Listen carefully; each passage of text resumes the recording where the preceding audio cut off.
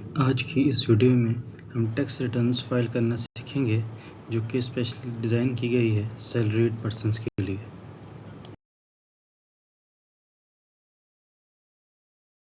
Tax returns file करने के बहुत से एडवांटेजेस हैं, जिनमें से जो प्रोमिनेंट एडवांटेजेस हैं वो हैं कि आपके कैश विड्रॉल्स के वक्त टैक्स डिडक्शन का अमाउंट कम हो जाता है। इसी तरह से मोटर व्हीकल रजिस्ट्रेशन और ट्रांसफ़र में जो विद होल्डिंग टैक्स की डिडक्शन होती है उसका अमाउंट भी कम हो जाता है। सिमिलरली जो आप इंटर बैंक ट्रांजेक्शन्स करते हैं, म्यूचुअल फंड्स के अंदर जो इन्वेस्टमेंट्स करते हैं, उसके ऊपर भी जो टैक्सेस हैं, जो कैपिटल गेन वैल्यूज़ हैं, वो भी कम हो जाती हैं। सबसे पहले एफबीआर की वेबसाइट iris.fbr.gov.pk पर लॉगिन करें। अगर आप न्यू टैक्स पेयर हैं तो न्यू रजिस्ट्रेशन पे क्लिक करें। अगर ऑलरेडी आपका अकाउंट रजिस्टर्ड है तो अपने CNIC नंबर और पासवर्ड के साथ लॉगिन करें। ई एनरोलमेंट टैब उनके लिए है जो ओल्ड यूज़र्स हैं, यानी कि ओल्ड टैक्स पेयर्स हैं, लेकिन एफबीआर आईरिस में रजिस्टर होना चाहते हैं। ई एनरोलमेंट टैब पर जब क्लिक करेंगे तो इस तरह की स्क्रीन व्यू होगी। एग्जिस्टिंग यूज़र्स ई एनरोलमेंट पर क्लिक करें और सारी डिटेल्स फिल करने के बाद सबमिट प्रेस कर दें। पासवर्ड ईमेल के थ्रू आपको एफबीआर प्रोवाइड कर देगा। न्यू रजिस्ट्रेशन पर जब क्लिक करेंगे तो इस तरह की स्क्रीन व्यू होगी। न्यू टैक्स पेयर्स आईरिस पे लॉगिन करें और न्यू रजिस्ट्रेशन पे जाकर सारी डिटेल्स फिल कर लें और सबमिट को प्रेस कर दें। पासवर्ड थ्रू रजिस्टर्ड ईमेल आपको एफबीआर प्रोवाइड कर देगा। पासवर्ड रिसीव होने के बाद यूज़र्स आईरिस के होम पेज पे आकर CNIC और पासवर्ड इनपुट करके लॉगिन कर सकते हैं। लॉगिन के बाद एफबीआर आईरिस होम स्क्रीन कुछ इस तरह की नज़र आती है। टैक्स फाइलिंग स्टार्ट करने से पहले ये मेक श्योर कर लें कि ये मेंशन डॉक्यूमेंट्स आपके पास रेडी हों ताकि आपको टैक्स फाइल करने में आसानी हो। यहाँ पर सबसे इम्पोर्टेंट चीज़ ये है कि आपको वही डॉक्यूमेंट्स रेडी करने हैं जो उन एसेट्स से लिंक्ड हैं जो कि आपके नाम पर रजिस्टर्ड हैं। फॉर इंस्टेंस, अगर कोई गाड़ी है जो कि आपके नाम पर रजिस्टर्ड है तो उसका टैक्स आप पे करेंगे। सिमिलरली अगर इलेक्ट्रिसिटी बिल या इलेक्ट्रिसिटी मीटर जो कि आपके नाम पर रजिस्टर्ड है तो उसका टैक्स आप फाइल करेंगे। लेकिन अगर आप सिर्फ किसी एसेट के यूज़र हैं, यानी कि कोई गाड़ी है जो आपके फादर या आपके हस्बैंड के नाम पर है लेकिन आप उसको यूज़ कर सकते हैं, तो आप उसका टैक्स पे नहीं करेंगे। सिर्फ जो एसेट का ओनर है तो सिर्फ वही उसका टैक्स पे करेगा।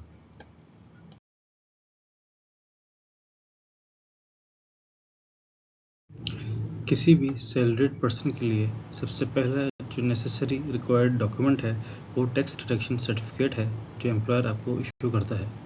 ये आप अपनी कंपनी से या कंसर्न्ड ऑर्गेनाइजेशन से इशू करवा सकते हैं। Tax deduction certificate company letter head पर इशू किया जाता है, या कुछ कंपनीज जो डायरेक्ट एफबीआर में टैक्स सबमिट करवा देती हैं वो एफबीआर के लेटर हेड पर भी आपको टैक्स डिडक्शन सर्टिफिकेट इशू कर सकती हैं। सर्टिफिकेट में एनुअल सैलरी और एनुअल डायरेक्टेड टैक्स की अमाउंट शो हो रही होती है, जैसे कि आप स्क्रीन के ऊपर भी देख सकते हैं। Company issued tax deduction certificate कुछ इस तरह का नज़र आता है, जिसमें आपको हर मंथ की सैलरी और टोटल टैक्स डायरेक्टेड और टोटल सैलरी अमाउंट विजिबल होती है। दूसरा जो रिक्वायर्ड नेसेसरी डॉक्यूमेंट है वो है बैंक स्टेटमेंट 1 जुलाई से लेकर 30 जून तक की। यह आप इंटरनेट से अपने कंसर्न बैंक की वेबसाइट से भी निकाल सकते हैं और बैंक को मोबाइल एप्लीकेशन के थ्रू भी रिक्वेस्ट कर सकते हैं।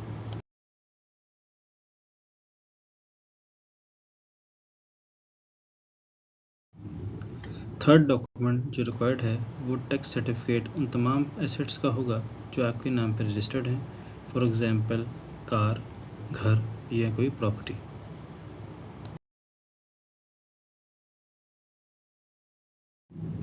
आप स्क्रीन के ऊपर कार का टैक्स सर्टिफिकेट देख सकते हैं। यूजुअली कार का टैक्स हर ईयर पे किया जाता है, जबकि घर या प्रॉपर्टी का टैक्स ड्यूरिंग परचेज या ड्यूरिंग सेल ही पे किया जा रहा होता है। लास्ट जो चीज़ रिक्वायर्ड होती है वो तमाम टैक्स डिडक्शन सर्टिफिकेट्स हैं उन कंपनीज़ के जिनको आप बिल्स की मद में पे करते हैं, यानी कि टेलीफोन, मोबाइल, गैस, इलेक्ट्रिसिटी या इंटरनेट। इन तमाम के ईयरली टैक्स डिडक्शन सर्टिफिकेट्स आपको कंपनी वेबसाइट्स या उनकी मोबाइल ऐप से मिल सकते हैं।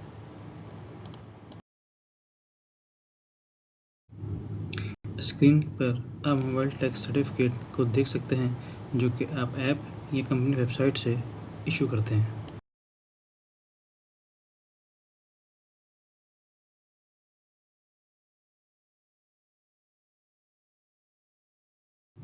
अगर आपके पास इंडिविजुअल टैक्स सर्टिफिकेट्स ना हो तो आप आईआरएस में MIS के टैब के ऊपर जाकर सारी डिटेल्स देख और एक्सपोर्ट कर सकते हैं। MIS के टैब को क्लिक करें, फिर इंफॉर्मेशन सेंटर पर जाएं और देन पेमेंट डिटेल्स के टैब को क्लिक करें। अपनी मर्ज़ी का फ़िल्टर लगाकर भी आप स्पेसिफिक कंपनी या स्पेसिफिक बिल को ट्रैक कर सकते हैं। उसके बगैर आप सर्च पर भी अगर क्लिक कर देंगे तो सारी डिटेल्स आपको व्यू हो जाएंगी।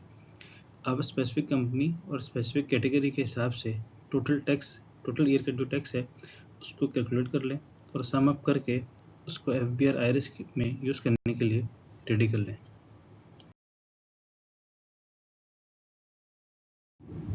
अब हम टैक्स फाइलिंग स्टार्ट करते हैं। न्यू यूज़र्स FBR IRS की होम पेज पर जाएं और सैलरी रिटर्न के टैब पर क्लिक करें, जैसा कि पॉइंटर एरो आपको शो कर रहा है। सैलरी रिटर्न पर क्लिक करने के बाद आपके सामने इस तरह की कोई स्क्रीन विजिबल होगी जिसमें आप टैक्स पीरियड जिसका आपने टैक्स पे करना है उसको आप सेलेक्ट कर लेंगे। टैक्स ईयर सेलेक्ट करने के बाद कुछ इस तरह की स्क्रीन आपके सामने अपीयर होगी। लेफ़्ट साइड पर एम्प्लॉयमेंट ड्रॉप डाउन को क्लिक करें, फिर सैलरी के टैब को क्लिक करें और आइटम 1009 के आगे टोटल अमाउंट और टोटल सैलरी डालें जो कि आपको कंपनी टैक्स सर्टिफिकेट से मिल जाएगी। इसके बाद कैलकुलेट के बटन पर क्लिक कर दें।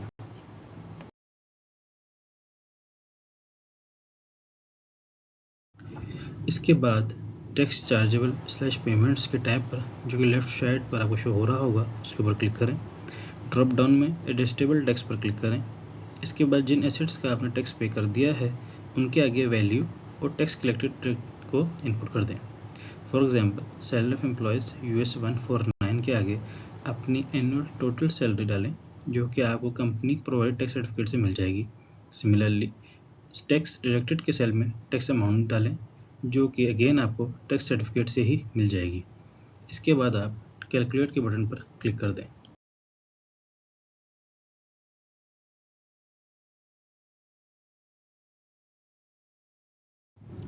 सेम बिल्कुल जिस तरह से आपने सैलरी की अमाउंट और उसका टैक्स डिडक्टेड पिछले वीडियो स्लाइड में इनपुट किया था, सिमिलरली बाकी तमाम एसेट्स के लिए यानी कि टेलीफोन बिल्स, इलेक्ट्रिसिटी बिल्स या इंटरनेट बिल्स या वो तमाम एसेट्स जो कि आपके नाम पर रजिस्टर्ड हैं उनके आगे उनकी वैल्यूज़ और डिडक्टेड टैक्स को इनपुट कर दें। लास्ट में कैलकुलेट बटन पर क्लिक कर दें।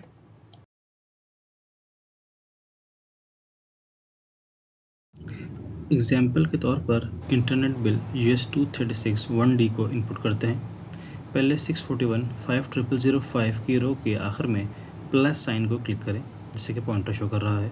देन जो विंडो ओपन हो उसके ऊपर वाले सेल में अपना कंज्यूमर नंबर और नीचे वाले सेल में डिटेल्स यानी इंटरनेट, रेजिडेंशियल और कंपनी वगैरह को ऐड कर दें जैसे कि वीडियो में आपको नज़र आ रहा होगा और फिर सबमिट को क्लिक कर दें। अब एक न्यू रो आपको नज़र आएगी जिसमें आप वैल्यूज़ इनपुट कर सकते हैं। सेम सैलरी वाली प्रैक्टिस की तरह इसमें भी अपनी value of the total bill amount add कर दें।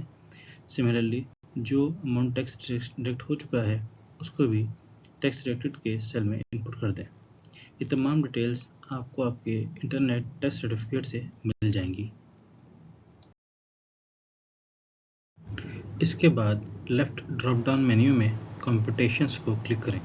इस विंडो में जितना विद होल्डिंग टैक्स आपका डिडक्ट हो चुका है और जितनी अमाउंट पर डिडक्ट हुआ है वो आप वेरीफाई कर सकते हैं। अब आप 116 वेल्थ स्टेटमेंट पर जो कि लेफ़्ट साइड पर आपको शो हो रही है उसको क्लिक करें, फिर रिकन्सिलिएशन ऑफ नेट एसेट्स पर क्लिक करें। आप अगर ऑलरेडी टैक्स पेयर हैं तो नेट एसेट्स प्रीवियस ईयर की amount automatically previous tax file से आ जाती है। न्यू टैक्स पेयर्स को यहाँ पर amount as per their assets till June 30th of the previous tax year तक डालनी होगी। मतलब कि अगर आप 2024 का टैक्स फाइल कर रहे हैं तो जो एसेट्स 30 जून तक 2023 तक आपके पास थे उनका अमाउंट आपको यहाँ पर डालना होगा। न्यू टैक्स पेयर्स को net assets previous year calculate करना होंगे। प्रीवियस एसेट्स जो भी आपके पास हैं जैसे कि car, gold, bank account balance, mobile etcetera, उनका टोटल करके आप इस सेल में इनपुट कर दें। इसके बाद सेल 7031 के अगेंस्ट आप कंपनी प्रोवाइडेड टैक्स सर्टिफिकेट से टोटल सैलरी इनपुट कर दें। सिमिलरली आपको अगर विरासत में कुछ मिला है यानी कि इनहेरिटेंस में या गिफ्ट में तो आप उनके रिस्पेक्टिव सेल्स के आगे उनकी वैल्यूज़ इनपुट कर दें। एंड में कैलकुलेट प्रेस कर दें। इसके बाद आप पर्सनल एसेट्स स्लैश लायबिलिटीज़ जो कि लेफ्ट साइड पर आपको शो हो रहा होगा उसके टैब को क्लिक करें। इस टैब में जो भी एसेट्स आपके पास हैं till 30 June of the respective tax year उन तमाम को इनपुट कर दें। सब चीज़ें इनपुट करने के बाद नीचे टोटल एसेट्स आपको नज़र आ जाएंगे। अब एग्जांपल के तौर पर हम बैंक अकाउंट बैलेंस ऐड करते हैं। सेल 7006 के आगे प्लस को क्लिक करें, IBAN और डिटेल्स डालकर सबमिट प्रेस कर दें। अमाउंट आपको 30 June of the present year से मिल जाएगी जो कि आपको बैंक स्टेटमेंट में शो हो रही होती है। इसको इस सेल में इनपुट करने के बाद कैलकुलेट के बटन को प्रेस कर दें।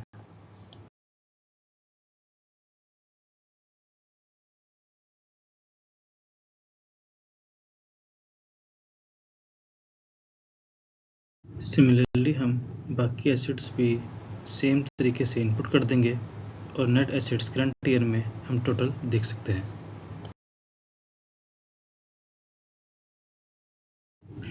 अगेन हम रिकंसिलिएशन ऑफ नेट एसेट्स पर जो कि लेफ्ट साइड पर शो हो रहा है उसके ऊपर क्लिक करेंगे।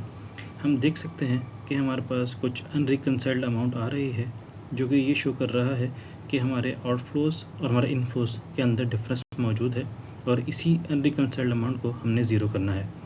नेगेटिव का मतलब है कि हमें पर्सनल एक्सपेंस में amount equivalent to unreconciled amount add करनी है। पॉजिटिव का मतलब है कि पर्सनल एक्सपेंस से अमाउंट हमें कम करनी है। ये वैल्यूज़ ये शो कर रही होती हैं कि जितना इनफ्लो यानी कि सैलरी अमाउंट आपके बैंक में ऐड हुआ है क्या एक्सपेंस भी उतना ही किया गया है या जो एक्सपेंस हुआ है वो ज़्यादा हुआ है या जो एक्सपेंस हुआ है वो कम हुआ है। अब हम पर्सनल एक्सपेंस के टैब पर क्लिक करेंगे जो कि लेफ़्ट साइड पर शो हो रहा है।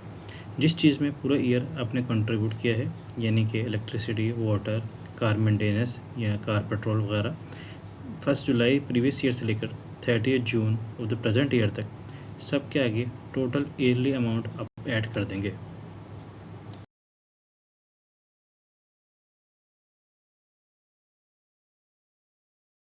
फॉर एग्जांपल रेंट के आगे 420 के इनपुट करेंगे। ये वैल्यू कैसे आई?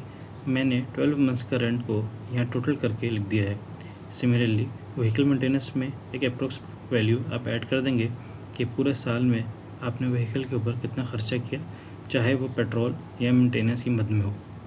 जो वैल्यू आपको मालूम है वो आप एज इट इज़ लिख दें, बाकी आप अप्रोक्सीमेट वैल्यूज़ भी ऐड कर सकते हैं।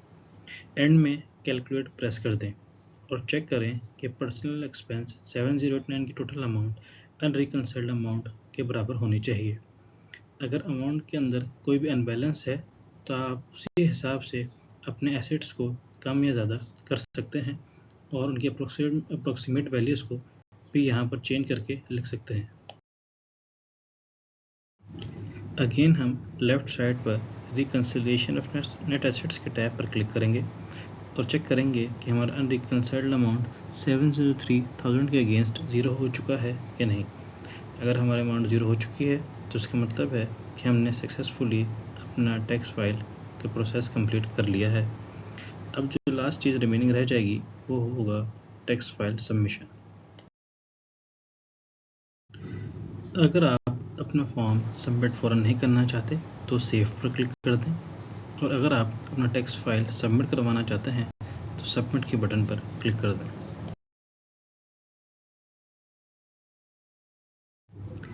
इन केस आप अपना टेक्स्ट फाइल अभी सबमिट नहीं करना चाहते और आपने सेव के बटन को प्रेस कर दिया है तो आप आइरिस होम स्क्रीन के ऊपर आकर ड्राफ्ट्स के टैब में आकर अपना अनसबमिटेड टेक्स्ट रिटर्न देख सकते हैं और पेंसिल वाले आइकन को क्लिक करके दोबारा इसको एडिट कर सकते हैं और बाद में इसको सबमिट कराया जा सकता है।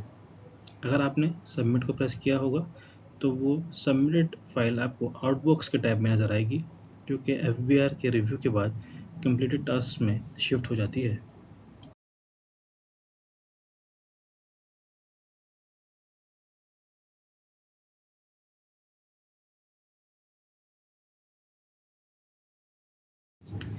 आप अगर अपना कंप्लीटेड फॉर्म सबमिट करना चाहते हैं और आपने सबमिट को क्लिक कर दिया होगा तो कुछ इस तरह की स्क्रीन आपके सामने अपीयर होगी। प्लीज़ इस बात का पूरा यकीन कर लें कि आपकी तमाम वैल्यूज़ क्लियरली इनपुट हो चुकी हैं और उनमें किसी तरह का कोई एरर नहीं है, क्योंकि एक दफ़ा जब आप सबमिट को प्रेस कर देंगे तो फिर वो FBR रिव्यू के लिए चला जाता है और उसमें आप कोई चेंज या मॉडिफिकेशन नहीं कर सकते। अपना 4 डिजिट पिन इंटर करें और फिर सबमिट को प्रेस कर दें।